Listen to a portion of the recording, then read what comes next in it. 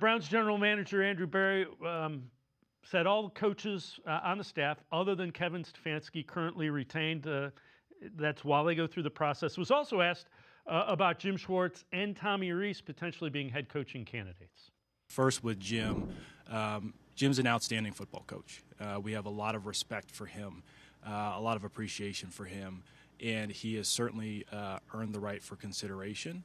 But that's something that we still have to discuss and obviously discuss with him. And Tommy, he's a very talented young coordinator. He's held in very high regard, not just in college football, but across the NFL. But again, those are discussions that we have to continue to have. And again, it'll be interesting. And I think it's, they got to see, does Jim Schwartz want to be a head coach? And then you go from there, if he can deal with the setup, if he does. I think, look, this looks like almost a much ado about nothing.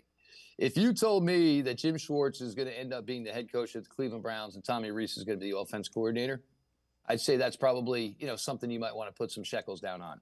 If you told me Jim Schwartz is going to remain with the Cleveland Browns as a defense coordinator and the Browns just might be crazy enough to give Tommy Rees the head coaching gig, I'd probably throw a couple of shekels on that, because you have guys who are here, have at least put work in, a little bit of the foundation of where this team is at now, roster-wise, talent-wise, guys they've worked with, as opposed to, trying to find somebody to take this job, who would probably certainly have a lot of pause and hesitation towards taking it.